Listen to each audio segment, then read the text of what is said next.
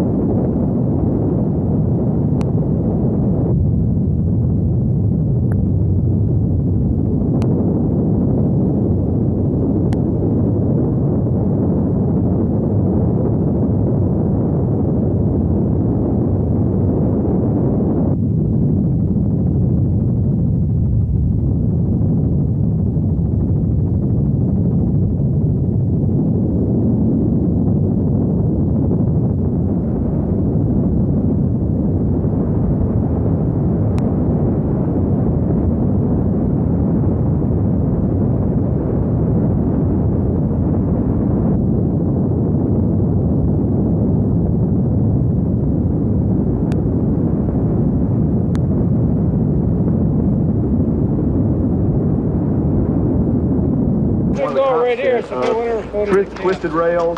They're down an embankment about 10 feet. Conrail people here already on the scene. Oh, did he? Car to car. There's a break one. Come down to 33 more devices.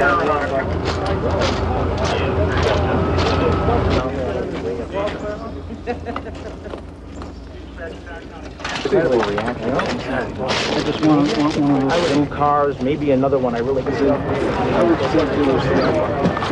Everyone with this guy injured.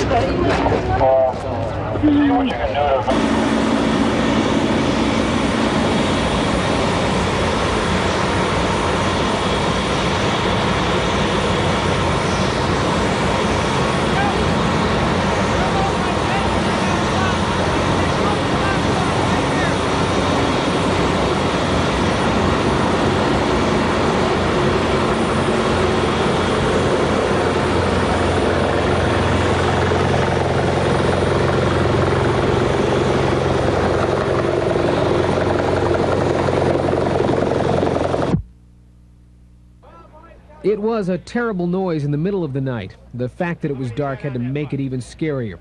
When the sun came up, it threw some light on just how massive the wreckage was.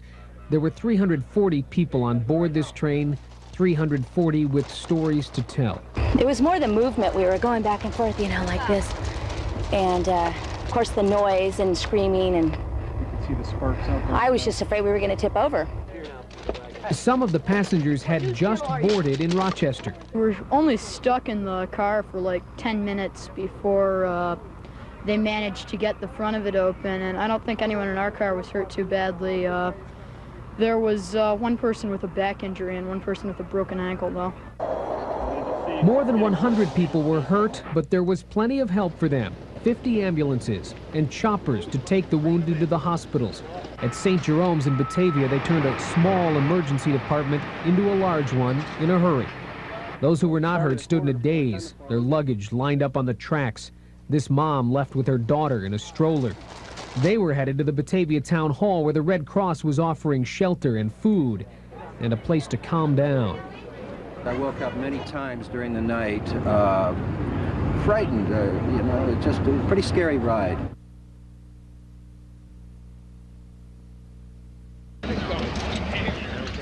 The sun was still rising through the fog, hanging over the small town of Batavia. But even the fog could not hide the uprooted train ties, the crushed train cars, and the faces of the passengers who survived the accident.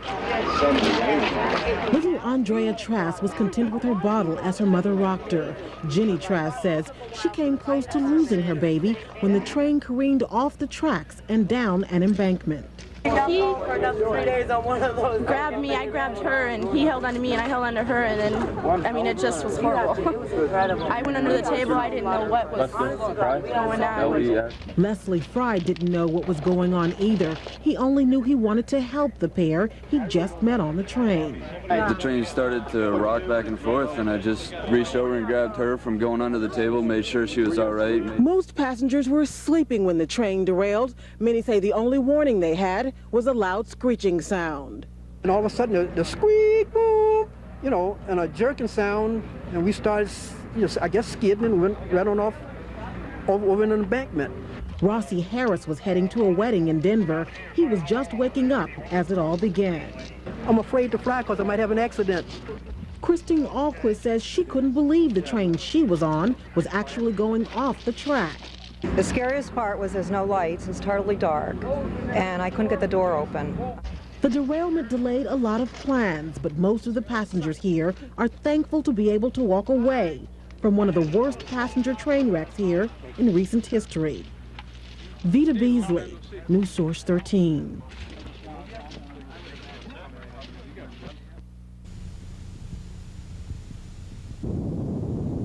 Federal investigators don't know yet what caused the Lakeshore Limited to crash, but gouge marks in the tracks and at the Donahue Road crossing indicate the train was coming off the tracks 3 miles east of where the cars slid down the embankment. Investigators say a set of wheels called a truck on one of the train cars was on the wrong side of the rails. At this point, we of course are not sure what truck, on what car it was. We have to piece all of that together. Some of the sleeping passengers woke up when they heard a bang shortly before the crash. And then it felt like we went over a bump and then turned over and slid down. Because, you know, first thing you think is you're going to die. It may have been the train hitting the pavement at the Donahue Road crossing. There was a derailment of at least one truck on the car about 3 miles beyond the main part of the accident. The cars making up the Lakeshore Limited are old. They're called Heritage Series cars built in the 1950s. Investigators will look at how they were maintained. There is some irony in this accident. The accident took place about a quarter mile this side of some safety devices that are built right into the track. That safety equipment would have alerted the engineer that some equipment was dragging beneath the train. Investigators will also be looking at the conditions of the tracks and how fast the train was going. You know, you can say, well, it appears to me that he was going awful fast, but that what it appears to me he was going awful fast. It's our understanding that the maximum authorized speed on this section of track is 79 miles per hour. We have preliminary information indicating that the train was traveling a few miles an hour less than that, probably around 74.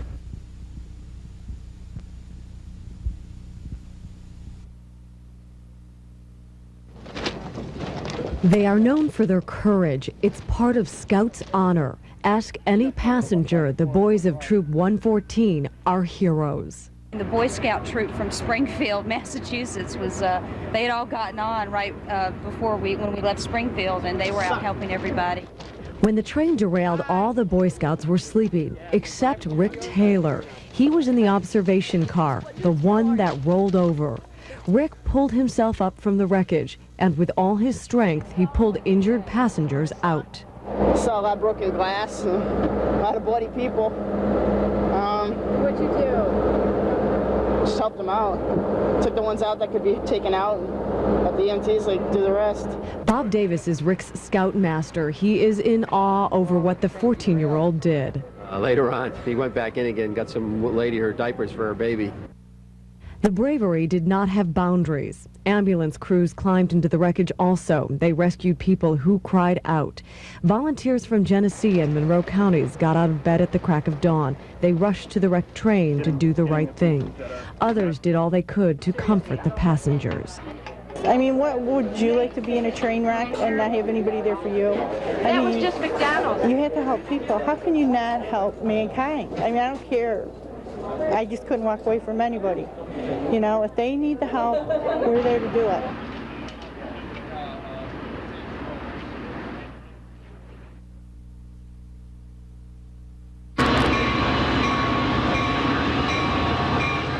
The first eastbound train to stop in Rochester following the derailment pulled in 5 hours late. But passengers Rufus and Ernest James didn't mind the delay. They spent their time snapping pictures of the wreck in Batavia. What did they say? Just said that we'd stop in Buffalo and may have to be transferred to buses. Clyde Quick didn't want to miss the train. He spent all morning waiting at the station. Last year I was late. This year I was early, and apparently too early.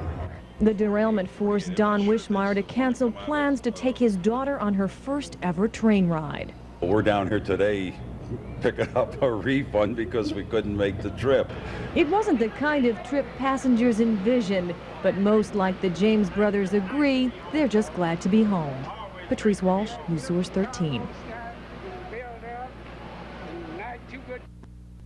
I have like a sprain to my neck and my shoulder. They are bandaged, bruised, and still visibly shaken by this terrifying experience. But more than anything else right now, they just want to go home. Yeah, I'm going to be staying the night tonight, and then I get on it. We're going down to Buffalo, and we're going to get on a plane from there. It's a laceration and chest pain, and I went flying from the right side of the car when it went over to the left side. My arm hurt. I cut all across here. You just want to get home. Mary Hall spent most of the day in the hospital. Tonight, she and other passengers tried to find their luggage in the piles of personal belongings from the train. If they can't find their bags, many will stay the night in Batavia. It has been a crazy day, yes. We were more than happy to help out. Inside the hotel, travel agents help passengers get airline and train tickets to their destinations. Fred Fisher needs to get to Phoenix, but isn't having much luck. This was my first time on an Amtrak, Joe. So hopefully the second time will be better. Some of the displaced passengers are already headed home. They boarded this bus bound for Buffalo's airport earlier in the night. This is an experience many of these people will not forget, although some say they will try. One man was heard saying as he got on this bus to leave town, "I'm not going to miss Batavia." So it was an experience that I wouldn't recommend anybody to live through.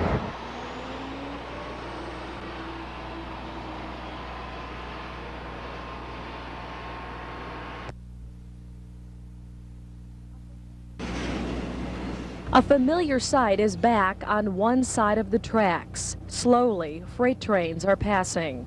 On the other side lies the wreckage of the Amtrak passenger train. Before the Amtrak train derailed, crew members of an oncoming freight train noticed sparks coming from the Amtrak train. Twice they radioed Amtrak to let them know. The messages were never heard. A half-mile later, crew members of the freight train looked up and the Amtrak train derailed. Trouble with the Amtrak train may have taken place 3 miles earlier. Investigators believe these gouge marks may have been a sign something was wrong. They observed on the rail and on the ties between that hold the rails together signs that indicated a derailment had occurred at that point. At least one truck on one car, at least one at that point had derailed. Investigators say it's not unusual for the engineers not to notice one of the cars off the tracks. Janet Thornton was one of several passengers who came to the news conference looking for answers. She says she noticed something wrong before the derailment. I heard a clang, like a piece of a metal, a mechanical type of clang, and I said to people on the, "Did you hear that? That was really weird." And there were so many people, but I heard this weird, mechanical thing, and everybody just went on. In the wreckage of the Lakeshore Limited lies many of Amtrak's problems. Janet Thornton survived the crash but remains angry at Amtrak's lack of communication. That anger grew when she learned Amtrak hadn't paid for her cab ride to the Buffalo airport. The cabbie brought her back. She argued with Amtrak officials. He said, just tell him to come back and pick up the money, and he just doesn't want to. He wants the money now. So in the meantime, we might miss our flight, so we might be back. Nationwide, Amtrak is trying to improve its reputation. The emphasis is on railroads as a safe means of transportation. Amtrak's also working on improving customer service. But Amtrak will have a long way to go to win back some former customers. Rick Sanchez says 2 years ago he was on a train that simply uncoupled mid-trip. The cars themselves the car had to be backed up, hard docked back together again, where everyone had walked between at one time or another to get from car to car. At the heart of the railroad's problem is money. The National Association of Railway Passengers describes Amtrak's cash shortage as serious. That has forced the railroad to cut back on how often equipment is overhauled or replaced. We built the finest railroads in Germany and Japan, but we forgot our own country. Now Amtrak is getting what Congress will give them. They could use more. I think we could use a much better rail service. And if we had it, it would be used. But even Amtrak acknowledges fewer people are riding the rails this year, and that won't be helped by accidents like yesterday's. Jim Redmond, News Source 13.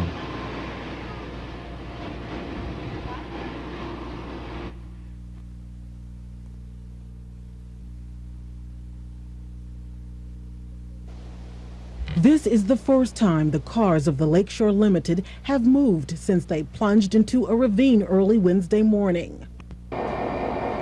Today, the National Transportation Safety Board took a closer look at the wreckage. Investigators want to determine what caused the wheels of one passenger car to slip off the tracks 3 miles before the train derailed. This afternoon, there was only speculation. Could be a defect with the rail, it could be a defect in the wheel of some sort, it could be a combination of those things. Investigators are also inspecting the tracks. The NTSB says a switching mechanism on the railway may have played a major role in the crash. With the car rolling derailed as this one truck was for that entire period, that obviously would affect the path of the train at that. The cause of the derailment is only part of the probe. Federal investigators also want to know how the rail cars and other rail equipment held up under impact. Crumpled metal sections of these rail cars and their shattered windows may also hold important clues. We're cooperating on looking at some of the safety measures that have been in place for many years to check on them to see how well they held up.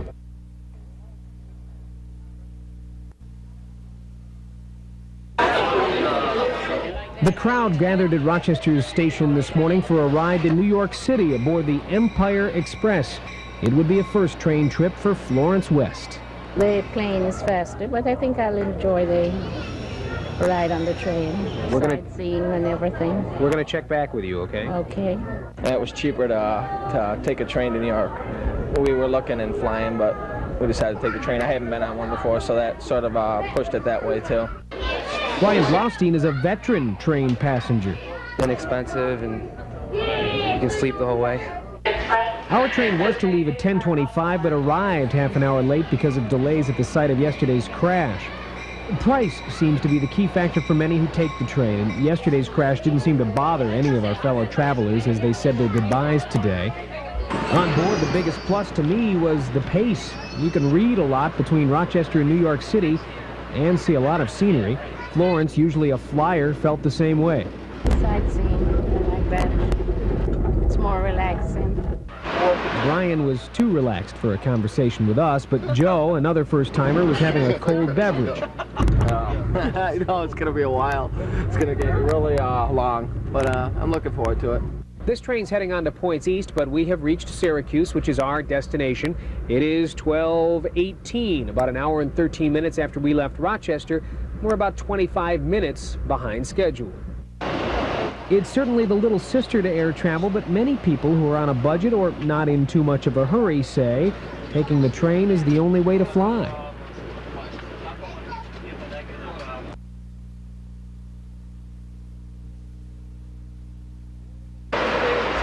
Boarding at Rochester this morning was the Quintero family. They are back on track, heading home to New York City.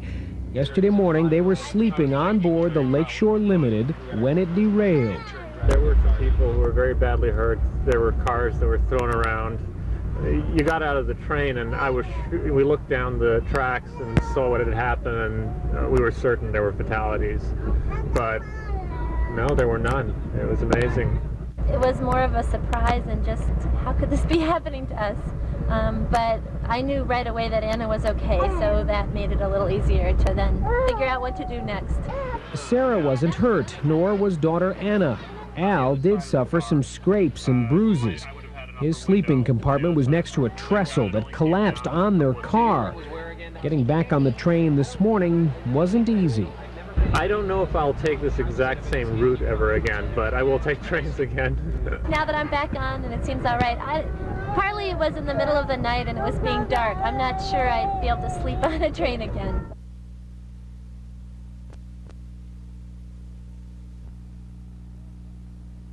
Well, I'm mostly working on a new road. Which one's going to Buffalo? Lee Resnick is going home. Minneapolis is a bus and a plane ride away. I have no concept of even what day it is. So it was a nice little interesting diversion. I mean, it's laugh or cry, and I'm okay. And that's the key thing, is that all said and done, we're all going to be okay. Passengers from the Lakeshore Limited said goodbye to downtown Batavia today. It's where they took refuge from the wreck. But some passengers say they can't hide from the fear they now have of travel.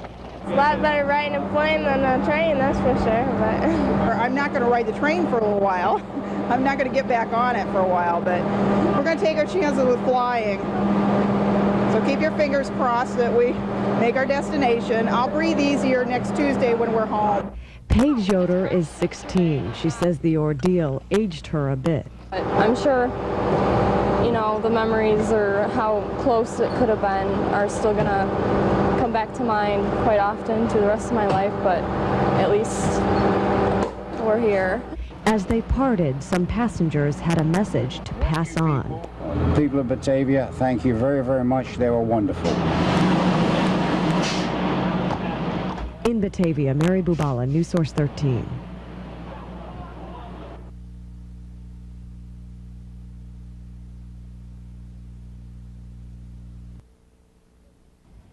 The next journey for the cars of the Lakeshore Limited may very likely be the scrapyard.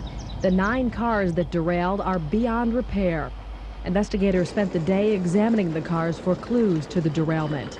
They also reviewed transcripts of a call to the Amtrak crew from the crew of a passing freight train. They noticed sparks coming from the passenger train. 2 warnings they sent were never heard. It was under 30-second interval that took place. The Amtrak engineer asked for a clarification or a repeat of that information, and then very shortly after that, the Amtrak engineer indicated that the train was stopping. It's believed these gouge marks were made just before the sparks were noticed. Investigators say the marks may indicate at least one of the cars derailed about 3 miles before the final crash. The tracks have reopened, but the trains that come through now will be doing so on a different set of rails. 39 feet of the rails near the site of the derailment have been removed and will be taken to Washington for a closer look. Investigators will also be taking the lead car of the train to Washington. It never derailed, but damage to its brakes could prove important to the investigation. That would be consistent with that front set of wheels being derailed for some significant period of time. And again, I reported to you last night that we found initial signs of derailment back about 3.1 miles east of the accident scene.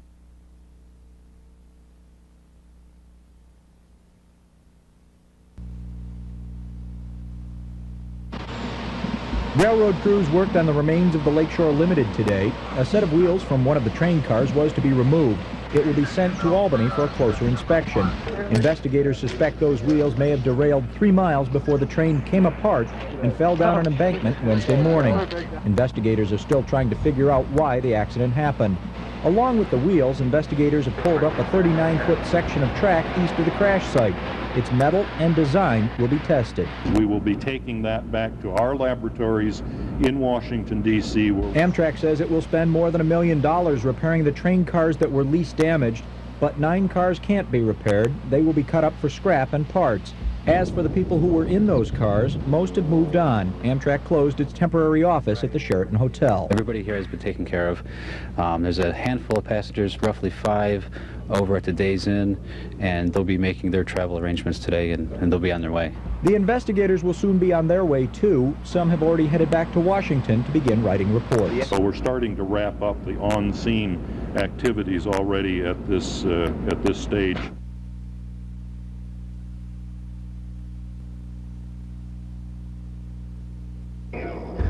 Two days later, many still can't get over the fact it wasn't more serious. Sure, there were injuries. In fact, 110 were hurt, but the majority of them were not that severe.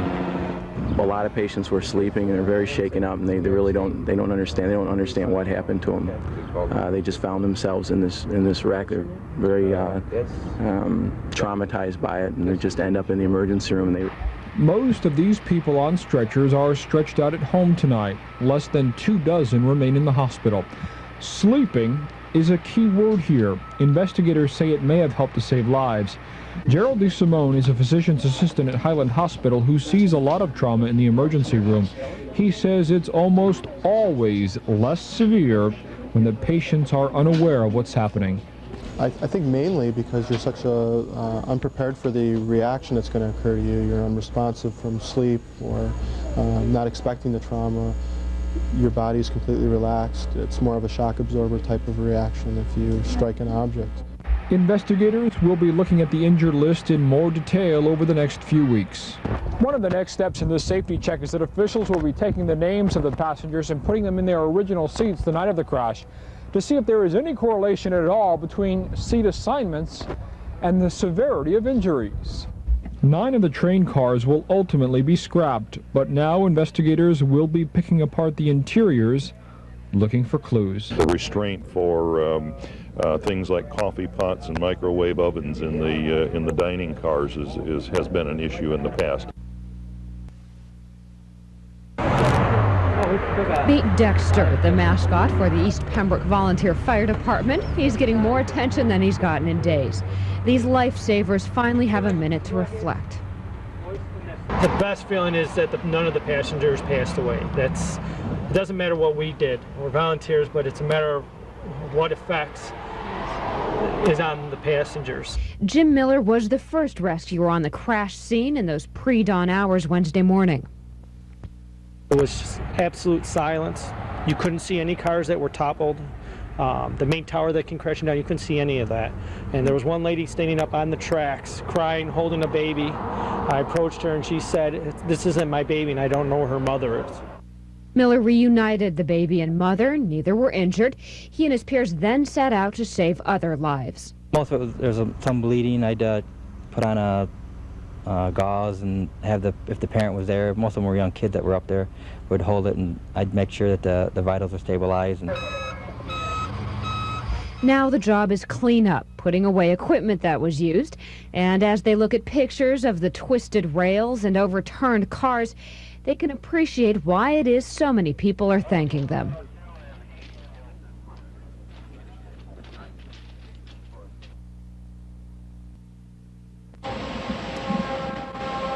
Investigators still don't know why the Lakeshore Limited derailed. The drug and alcohol test showed the train crew was sober at the time of the crash.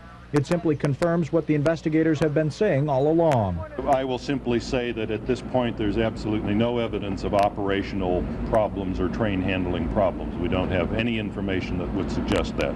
And that's left investigators still looking for a cause. A set of wheels suspected to be off the track 3 miles before the crash were sent to Albany for closer inspection this weekend. That set of wheels from a baggage car appeared to be more damaged than some of the other wheels on other cars. But the inspection turned up nothing new or conclusive. Federal investigators aren't even sure those were the wheels that initially derailed. The engines and cars that did not roll over were also taken to Albany this weekend. Investigators were going to go over those cars again today. Nothing we've seen with regard to mechanical condition at this point leads us to believe that that was what caused the derailment. 3 pieces of track rail that appeared to be out of shape have been sent to Washington for analysis, but the results of those tests won't be available for a few weeks.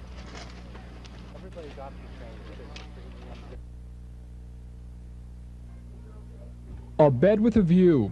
Room service. Genesee Memorial Hospital was not in the American brochure Sven Lerve got in Norway, but it's where he's spending his vacation. So far, no complaints about the accommodations. It's good, but I haven't tasted the food yet. Sven was one of the passengers injured after the Lakeshore Limited crashed last Wednesday. He had come from Norway to visit a friend in Minneapolis, but this wreck ended those plans. I'm not sure if I jumped down at the floor or I was thrown out the floor, but maybe to be in a safer place, and then it started rolling. That was painful because I was hanging in the air about. They just had me roped tight there, and they had to push me up to the track where the ambulance stood. More than 100 staff were put on alert at Genesee Memorial when the disaster call came in. Kevin Aldrich is a nurse who was on duty. He says that entire day was surreal. Yeah, I guess you thought you may have been part of an actual maybe disaster movie. You felt good about what you're doing, that the whole country was watching, that this is important. You know, we definitely want to be on our toes. But a lot of what we did is what we do every day. It was a team effort. In fact, staff T-shirts proclaim, "We did it." You having any pain or anything? Not now. Not now. Sven was seriously hurt in the crash. In fact, it destroyed his spleen. He gives rescue crews an A+. I like the country, and I'm going back next year to fulfill my vacation. But that's not my dream vacation days. But for Sven, it's back to Norway and back to work, hopefully sometime next week. Bill Murray, News Source 13.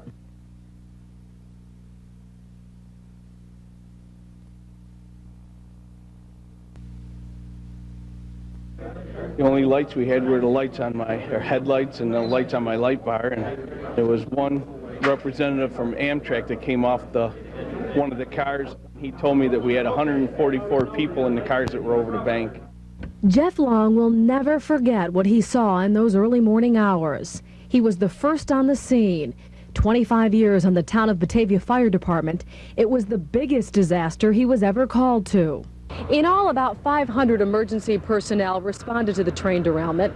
What's more staggering is the fact that 95% of them are volunteers, roused out of their bed in the early morning. Many of them took off from their day jobs to respond to the need for help. For the first time since the derailment, they came together in the same room to talk about what they could do better, when and if. The sheriff thought a command post set up earlier would have helped with the information. Again, I'm getting a third hand. One of the passengers helped somebody else out who was injured, and somebody told them that person died. And it really upset that victim. So we have to be real careful about rumors. Make sure we... Overall, the emergency crews earned high marks and praise for their response, while they look for things to change the next time. The disaster has also changed some of them. The feeling in this particular incident, at least for me, was fairly overwhelming at one point. You know, in fact, I called for another coordinator out of another county to help me because I knew that I was personally involved and I had that feeling overwhelmed.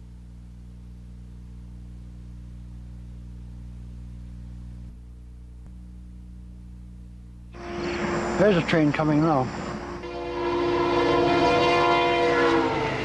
Laverne Kruger knows exactly when trains will be passing by his Corfu home, and he remembers hearing an awful sound when the Cleveland Limited left the tracks and tipped over in his backyard. That was back in 1965. Laverne snapped these pictures just after the crash. I remember being waken up in the morning and with a crash, I guess it was, and I got up and I said, I think there's a train wreck. Things were sort of a mess at the time. The track was all twisted up and everything else, and cars were on its side. Just as Laverne was awakened by the crash here 29 years ago, last week's wreck also got him out of bed. It wasn't the crash he heard, but the sound of emergency crews responding to the scene. This time, Laverne was too far away to help the injured. He left that job to train medical personnel, including his own daughter, Shirley Williamson. Shirley took care of some of the injured at Genesee Memorial Hospital in Batavia. Shirley has her own memories of the 65 train wreck. She was just 18 when it happened. We went outside. We went we were right there helping people out of the train. Both Shirley and her dad say they're amazed no one was hurt in either crash. They credit police and emergency crews for quick response in both cases. Patrice Walsh, News Source 13.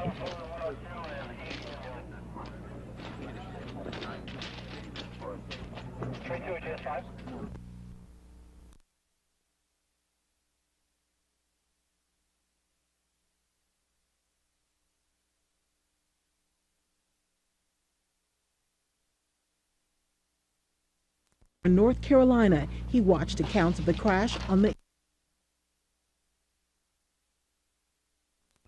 fire chief. As they turned out in those pictures, charred remains, I'd deny it too. I would have a hard time.